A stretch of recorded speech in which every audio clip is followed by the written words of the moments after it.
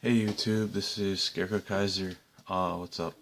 I'm here today and I'm going to do a deck profile. As you can probably guess for my playmat here, I'm going to do an update for Spike Brothers. So, clearly, if you've known me, you know that I like Spike Brothers, and even if you don't know me, just from the fact that I have this playmat, you can probably guess that I'm a big Spike Brothers fan, enough that I made this playmat for myself to play them on.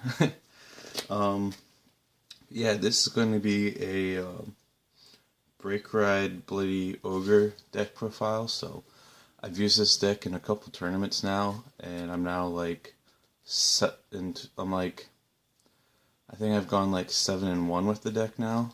Yeah. Once I went undefeated, and once I came in second, but I really like the deck. It's really, really powerful. Even when people are at 2 damage, I've just killed them that turn. If people are at 5 damage and I do the Breakride Legion, I don't think anyone's actually survived when I've done that. So, to get started, I'll start with the grade 3s. So I'm going to start first with the Breakride, Bad End Dragger. We know what he does.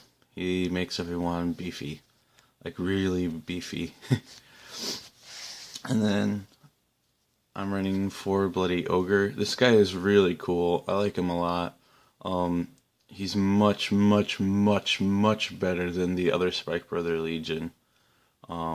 Yeah, that's all I really have to say. He's got a built-in Deadly Dance skill, and he's got like a mini Breakride skill and when he legions.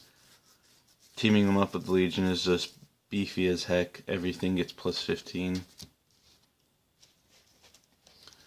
Now for the grade 2s. Start off with the best grade 2 in the deck. The deck's MVP, Frozen Ogre. I'm not going to call him Ogle. That's just stupid. But yeah, this is definitely the deck's MVP. This card is kind of broken. The fact that it can just keep tagging out for another copy of itself. And between the Breakride and Legion, that's like 24, and then tag out 24, tag out 24, and then tag out for another card. Like, his card is really good. Like, you have to keep like your damage open because of this card. Like, the deck can't do too many other counterblasts. Between him and the Legion, you'll use up all 5 in one turn, but you'll kill your opponent, so it's worth it. This card is definitely the deck's MVP.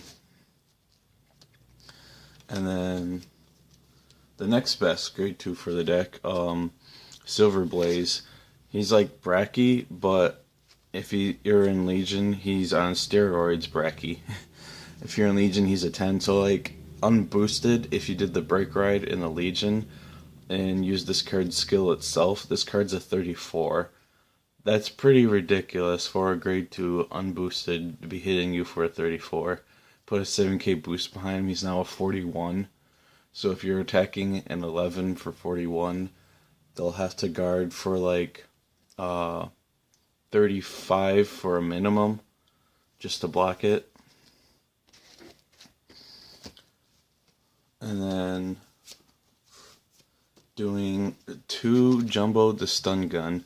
I run him so that with when I've got tagged through as many of the Frozen as I can, he's usually the last one the last Frozen will tag into to undo the counterblast. Because if you do Frozen, Frozen, Frozen into him, you'll need to keep your damage live to do like effects, so that's why I play him.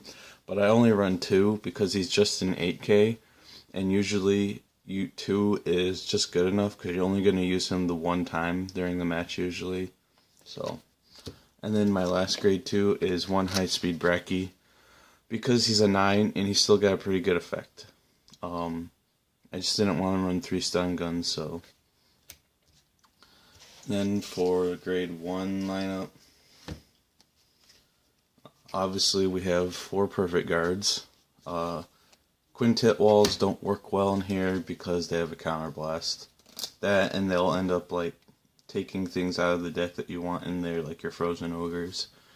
Then we got 4 Reckless Express. He's Bracky as a grade 1. The grade 1 lineup doesn't have super great options, but like even if it did have good options, you'd probably end up playing Reckless Express anyway, just because this card like puts in work. It's a booster or it can be an attacker. Then I've got 4 Machine Gun Gloria. I don't use her a ton in this build because she is a counterblast, and I gotta keep my counterblast open for like the OTK move. But sometimes you have that extra damage and you need like the defense, so you'll like trade off a card to draw since the card was gonna go away anyway. Most of the time she's just there to be a 7k body, and every now and then you get to use her effect. And then my last grade 1 is 2 Commander Gary. We just search him out using the starter, and then like throughout the game we're using him to help make the deck more consistent by discarding, drawing cards, filling up the drop zone for the Legion, as well as like making sure you get all your combo pieces together. Like if you have the Breakride but haven't got the Legion yet, so you dig for it. Yeah. And then our starter, obviously I'm using the Mecha Trainer, so you couldn't figure from the other statements.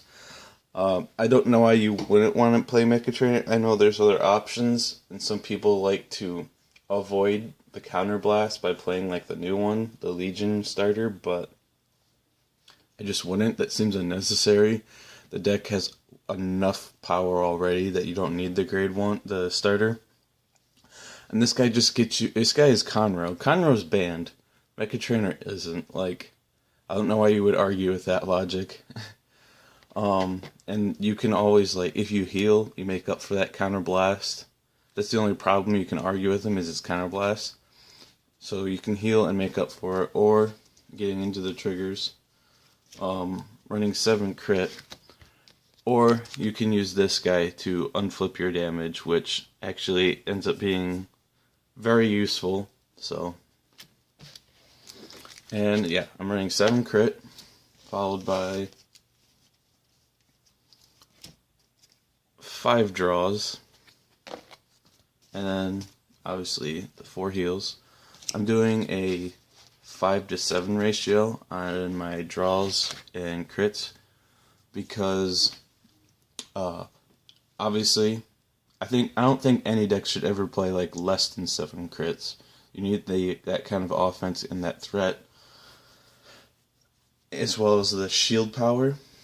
But the 5 draws, this deck doesn't create card advantage early and mid game. It only creates card advantage when it goes for the kill, and even then it's going to burn itself out. This deck needs the draw power to help draw into what you need to build up your combo, maintain card advantage during the game. Like, the deck doesn't have any way to generate advantage by itself until it tries to kill the opponent, and even then it's burning itself out. So that's why I'm doing that. I wouldn't necessarily argue that you shouldn't play 8 crit 4 draw, because like that extra damage helps push the opponent into a corner sooner. Like, I prefer the 5 draw to the 7 crit. I think it's worked well for me. I wouldn't argue why you wouldn't play 8 and 4. I think stands are terrible in this deck. I would not play stands. But yeah. So that's it for this. Thank you for watching.